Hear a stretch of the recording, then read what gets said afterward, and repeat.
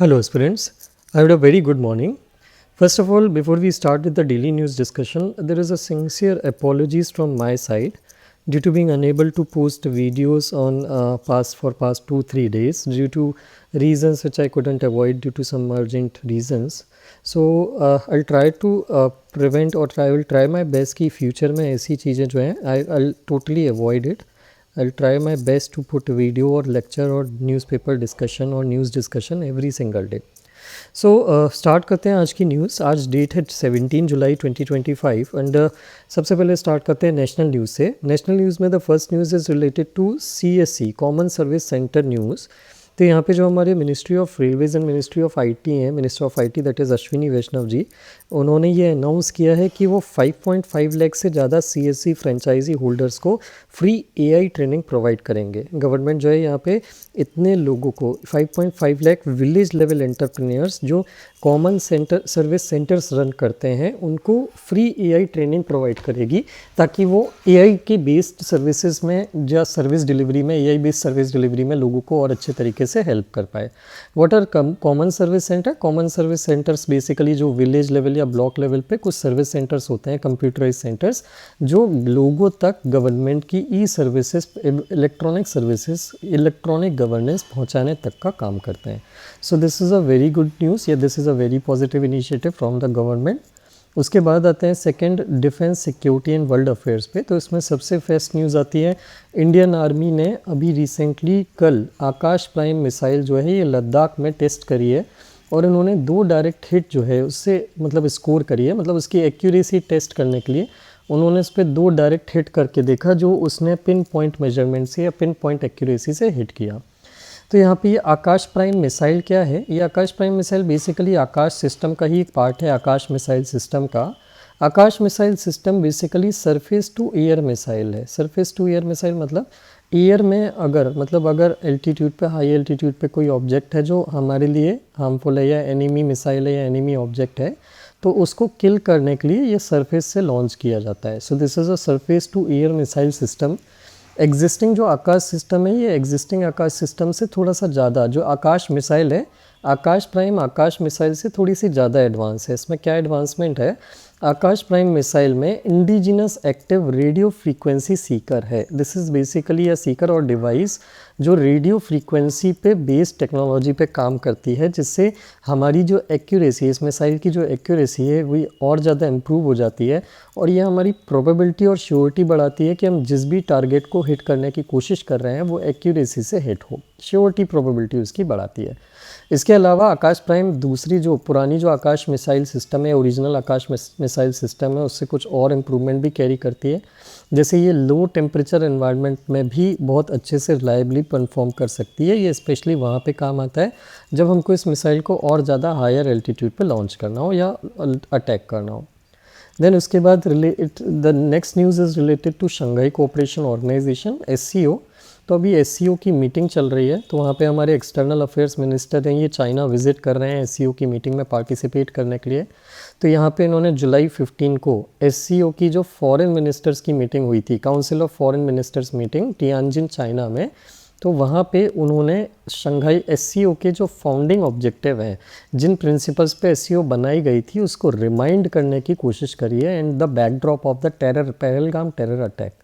तो यहाँ पे ये हमारे जो S जयशंकर जी जो एक्सटर्नल अफेयर्स मिनिस्टर हैं उन्होंने ये बोला है कि SCO के जितने भी मेंबर स्टेट्स हैं उनको टेररिज्म के अगेंस्ट में एक अनकॉम्प्रोमाइजिंग पोजीशन लेनी चाहिए. मतलब एक डेफिनेट स्टैंड लेना चाहिए जो ऑर्गेनाइजेशन के प्रिंसिपल्स से अलाइन होता है. ओरिजिनली ये जो SCO बनाया गया था शंघाई कोऑपरेशन ऑर्गेनाइजेशन, जयशंकर जी ने एक बहुत अच्छी बात बोली कि ओरिजिनली ये जो SCO बनाया गया था ये 3 एविल्स से फाइट करने के लिए बनाया गया था. That was terrorism, separatism and extremism.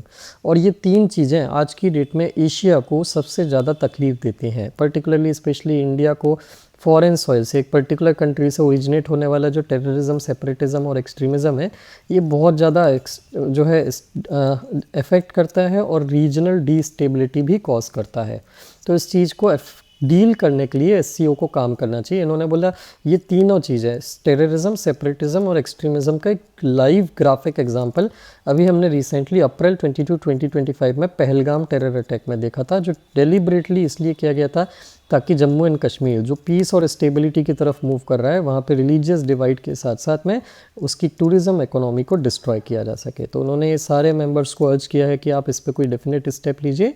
ये टाइप की जो न्यूज़ होती है ये मेंस के आंसर राइटिंग के लिए बहुत इंपॉर्टेंट होती है। वहाँ पे आप मेंस में लिख सकते हैं कि इंडिया का एससीओ मीटिंग, जैसे एससीओ आईआर में एससीओ रिलेटेड कोई क्वेश्चन आता है तो वहाँ पे आप लिख सकते हैं कि इंडिया की इन मीटिंग्स में क्या स्टैंड बना रहता है और उन्होंने इंडिया ने कब क्या इस बात पे बात बोला। देन उसके बाद आती है न्यूज़ रिलेटेड टू इकोनॉमी। तो यहाँ पे इकोनॉमी में एक रिपोर्ट है, उस रिपोर्ट के हिसाब से वर्ल्ड बैंक की एक रिपोर्ट का एक एनालिसिस है जो बहुत इंपॉर्टेंट है। This is very very extremely again very very very extremely important. तो वर्ल्ड बैंक की ग्लोबल फिंडेक्स रिपोर्ट ये वेडनेसडे को रिलीज़ हुई है और उसके अकॉर्डिंग इंडिया में 1/3 से ज़्यादा अकाउंट होल्डर्स जो हैं, बैंक अकाउंट होल्डर्स, ये जो है बैंकिंग फैसिलिटीज़ का यूज़ नहीं करते। 1/3 से ज़्यादा bank account holders, bank account जो है इंडिया के, ये इनएक्टिव हैं। इनएक्टिव का मतलब क्या होता है? इनएक्टिव का मतलब होता है ऐसा बैंक अकाउंट जिसमें कस्टमर ने कोई ट्रांजैक्शन ना किया हो for a specific period. Usually या नॉर्मली ये पीरियड 12 मंथ्स का होता है।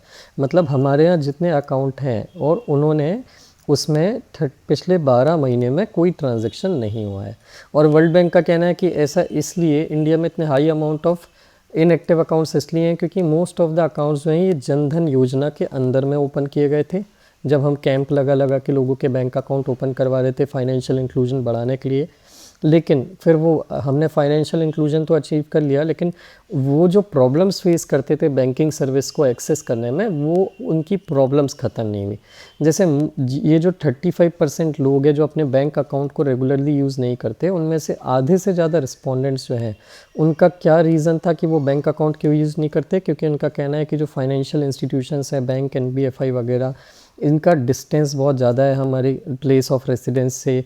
फाइनेंशियल इंस्टीट्यूशंस पे ट्रस्ट नहीं है इनका। जैसे आपको पता होगा ये अभी फ्रॉड वगैरह चलते हैं, उस डिजिटल स्कैम चालू हो गया है, डिजिटल अरेस्ट चालू हो गया है, तो लोगों के बैंक अकाउंट खाली हो जाते हैं। देन उसके बाद a lot of people, businessman, they take a large amount of loans from the bank and फिर वो लेके उसको भाग जाते हैं और बैंक जो है उसकी फाइनेंशियल क्राइसिस हो जाती है। बैंक में करप्शन के केसेस भी रिसेंटली काफ़ी हमको देखने के लिए मिल रहे हैं, जिसमें मैनेजर लेवल के जो पीपल हैं, लोग हैं, उन्होंने फ़ंड को स्विंडल किया इधर से उधर। तो ये जो फाइनेंशियल इंस्टीट्यूशंस में लैक ऑफ ट्रस्ट है, इसके कारण यहाँ पे एक प्रॉब्लम आती है। मैं आपके लिए एक होमवर्क दे रहा हूँ। रिसेंटली पिछले 1 साल में 2-3 केसेस ऐसे देखने के लिए मिले हैं जहाँ पे बैंक में सीनियर लेवल मैनेजर्स जो हैं उन्होंने बैंक में डिपॉजिटर्स के फ़ंड को जो है वो मिस अप्रोप्रिएट किया है या उसको डाइवर्ट किया है।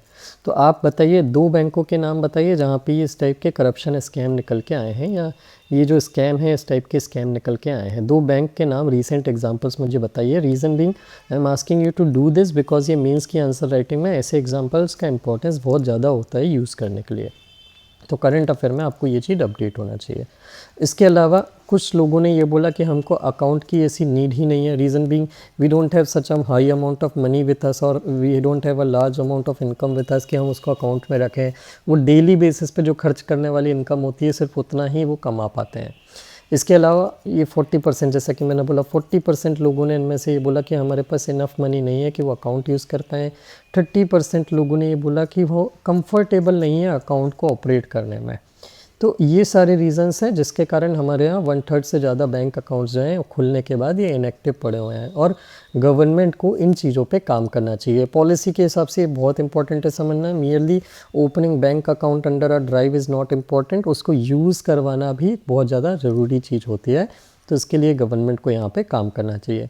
इसके अलावा अगर आप रिपोर्ट में एक चीज़ और दी हुई है, जैसे इंडिया को अगर हम बाकी डेवलपिंग इकोनॉमीज से कंपेयर करें तो इंडिया बहुत पीछे है। जैसे बाकी डेवलपिंग कंट्रीज़ में अराउंड ओनली 9% एडल्ट जो हैं उनके अकाउंट इनएक्टिव हैं और टोटल ओवरऑल अगर बात करें तो सिर्फ 13% अकाउंट होल्डर्स हैं जिनके अकाउंट इनएक्टिव हैं। As compare to that India में that is nearly 3 time, that is 35%।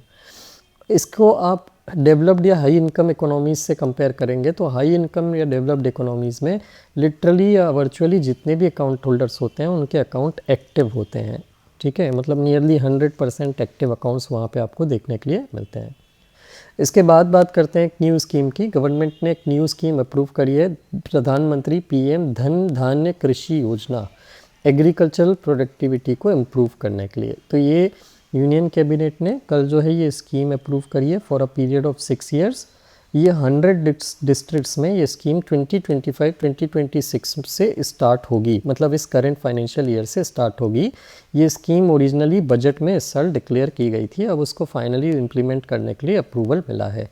इस स्कीम के मेन एम क्या है, ये बहुत बहुत इंपॉर्टेंट है for the purpose of prelims. वहाँ पे वो पूछते हैं कि इस स्कीम के क्या की कंपोनेंट है। तो इस स्कीम का मेन जो पर्पस है वो है एग्रीकल्चरल प्रोडक्टिविटी को इम्प्रूव करना। ये मेनली उन डिस्ट्रिक्ट्स के लिए ज़्यादा बनाई गई है जिन डिस्ट्रिक्ट्स में एग्रीकल्चरल पॉवर्टी बहुत हाई है या बैकवर्डनेस बहुत हाई है। तो उन एरियाज़ में एग्रीकल्चरल प्रोडक्टिविटी इंक्रीज़ करना, क्रॉप डाइवर्सिफिकेशन का एडॉप्शन करना। क्रॉप डाइवर्सिफाई कैसे की जा सकती है, ज़्यादा से ज़्यादा, मतलब आप जो राइस और व्हीट बेस्ड पूरा क्रॉपिंग सिस्टम बना रहे हो उसको रिमूव करके आप पल्सेस को भी ग्रो करो, आप हॉर्टिकल्चरल क्रॉप्स भी ग्रो करो, आप उसके साथ साथ में मिलेट्स भी ग्रो करो। This is called as crop diversification. When you keep changing the type of crop you grow in the field, this is called as crop diversification. तो ये गवर्नमेंट इसको अडॉप्ट करना चाहती है। इसका रीज़न आप मुझे कमेंट सेक्शन में लिख के बताइए कि क्रॉप डाइवर्सिफिकेशन से एग्रीकल्चरल फील्ड को क्या एडवांटेजेस होते हैं। I will be waiting for your answer. इसके अलावा सस्टेनेबल एग्रीकल्चरल प्रैक्टिसेस जो है प्रमोट करना, पोस्ट हार्वेस्ट स्टोरेज को पंचायत और ब्लॉक लेवल पे हार्वेस्टिंग के बाद, मतलब क्रॉप की कटाई के बाद उसको स्टोर करने के लिए इंफ्रास्ट्रक्चर बनाने पे काम करेगी। इरिगेशन फैसिलिटीज़ इम्प्रूव करने पे काम करेगी और long term short term credit farmers को प्रोवाइड करने के लिए ये इसमें स्कीम में एक main M, one of the main M रहेगा। तो ये सारे मेन एम्स जो हैं या पर्पसेस हैं इस स्कीम के, ये आपको याद रखना है for the purpose of prelims. तो यहाँ पे ये स्कीम इसके लिए लॉन्च की गई है। ये जो 100 डिस्ट्रिक्ट्स हैं अक्रॉस द कंट्री, ये किस बेस पे आइडेंटिफाई किए जाएंगे? 3 की इंडिकेटर्स पे। जैसे डिस्ट्रिक्ट्स के सिलेक्शन का क्राइटेरिया क्या रहेगा? जिन डिस्ट्रिक्ट्स में लो प्रोडक्टिविटी है, क्रॉपिंग इंटेंसिटी लो है, मतलब एक साल में एक फील्ड में कितनी बार कितनी टाइप की क्रॉप्स ग्रो की जाती है, इसको क्रॉपिंग इंटेंसिटी बोलते हैं। और तीसरा, जिन डिस्ट्रिक्ट्स में क्रेडिट का डिसबर्समेंट बहुत कम है, मतलब फार्मर्स को लोन या क्रेडिट कम मिलता है या कम एक्सेसिबिलिटी होती है, वो उन डिस्ट्रिक्ट्स को जो है प्रायोरिटी दी जाएगी। तो ये 3 क्राइटेरियाज के बेसिस पे डिस्ट्रिक्ट्स को प्रायोरिटाइज़ किया जाएगा। जहाँ पे ये 3 चीज़ें लो हैं उन डिस्ट्रिक्ट्स को प्रायोरिटी दी जाएगी ताकि उन डिस्ट्रिक्ट्स में एग्रीकल्चरल प्रोडक्टिविटी बढ़ सके। हालांकि कंडीशन ये रखी है कि मिनिमम एक डिस्ट्रिक्ट हर स्टेट से रहेगा ही रहेगा, मिनिमम एक डिस्ट्रिक्ट तो मिलेगा ही आपको हर स्टेट में। इसकी स्कीम को इम्प्लीमेंट करने के लिए 36 एग्जिस्टिंग सेंट्रल स्कीम्स जो हैं 11 डिपार्टमेंट की, इनको मर्ज करा जाएगा ताकि फार्मर्स तक स्कीम्स की एक्सेसिबिलिटी को बढ़ाया जा सके। सो this is a very very important initiative for the purpose of 6 year, next 6 years. इसको आप याद रखिएगा। ये मीन्स की आंसर राइटिंग और प्री के क्वेश्चन मेकिंग दोनों के लिए बहुत इंपॉर्टेंट है। उसके बाद आती है न्यूज़ रिलेटेड टू साइंस। तो यहाँ पे आपको पता होगा एक्सियोम 4 मिशन, जिसमें हमारे इंडिया के शुभांशु, कैप्टन शुभांशु शुक्ला जी यहाँ पे उन्होंने विजिट किया था, ये रिटर्न आ गए हैं। और यहाँ पे इन्होंने 7 इंडियन एक्सपेरिमेंट्स जो हैं ये कंडक्ट किए थे, जिसके बारे में हम ब्रीफ में देखेंगे।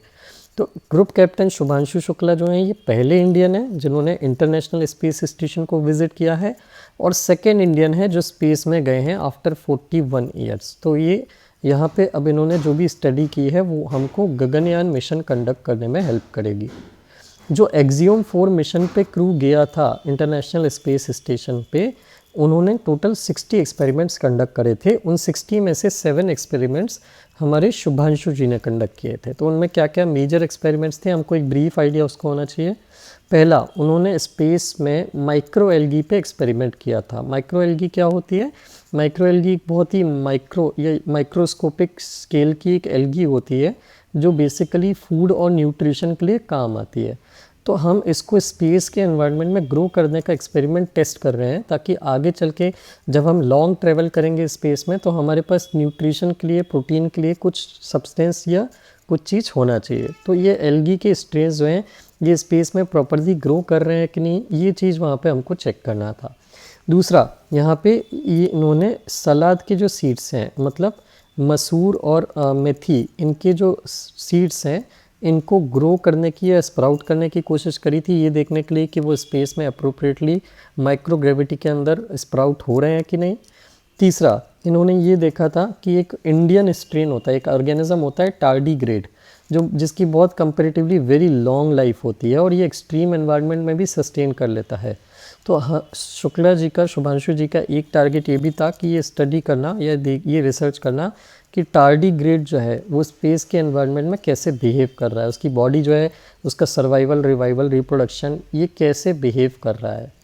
देन उसके बाद there were 2 experiments related to muscles. पहला ये देखना कि स्पेस में जो माइक्रोग्रेविटी का एनवायरनमेंट होता है उसमें मसल्स के ऊपर क्या इफेक्ट आते हैं, क्योंकि मसल्स डिग्रेड होने लगती हैं थोड़ा कम यूज़ के कारण, तो उससे बॉडी पे क्या इम्पैक्ट आएगा। और दूसरा मेटाबॉलिक सप्लीमेंट्स दिए जाते हैं जो, उनका मसल के रीजनरेशन पे क्या इम्पैक्ट आएगा। इससे हमको क्या पता चलेगा, 2 चीज़ें पता चलेगी कि स्पेस के माइक्रोग्रेविटी इन्वायरमेंट का मसल्स पे क्या इम्पैक्ट आता है और उसको ट्रीट कैसे किया जा सकता है ताकि स्पेस जो ट्रैवलर्स हैं या एस्ट्रोनॉमर्स हैं वो लॉन्ग टर्म तक स्पेस में सर्वाइव कर पाएँ। और दूसरा इनका ट्रीटमेंट जो हम रिसर्च करके निकालेंगे वो ट्रीटमेंट हमारी अर्थ पे जिन लोगों को मसल रिलेटेड प्रॉब्लम होती है उनसे डील करने में, उनको ट्रीट करने में भी हेल्प करेगा। देन इसके बाद हमने ये एक चीज़ और एक्सपेरिमेंट करी कि माइक्रोग्रेविटी के एनवायरनमेंट में cyanobacteria, this is a class of bacteria, इनके ऊपर यूरिया और नाइट्रेट का अगर हम इन मीडियम में इनको ग्रो करते हैं तो ये कैसे ग्रो करते हैं और कैसे रिस्पॉन्ड करते हैं, ये भी आगे चल के हमको बैक्टीरियल या माइक्रोबियल ग्रोथ समझने में हेल्प करेगा।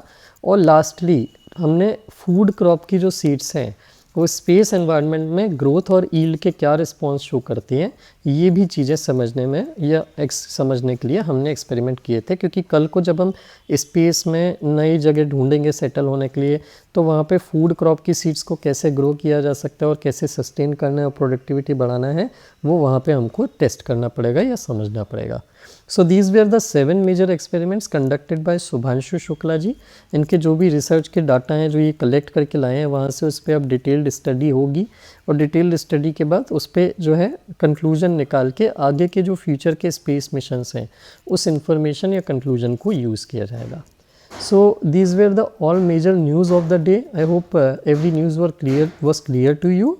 Thank you very much for watching the video. If you like the video, please do share it with your friends who are preparing for exam.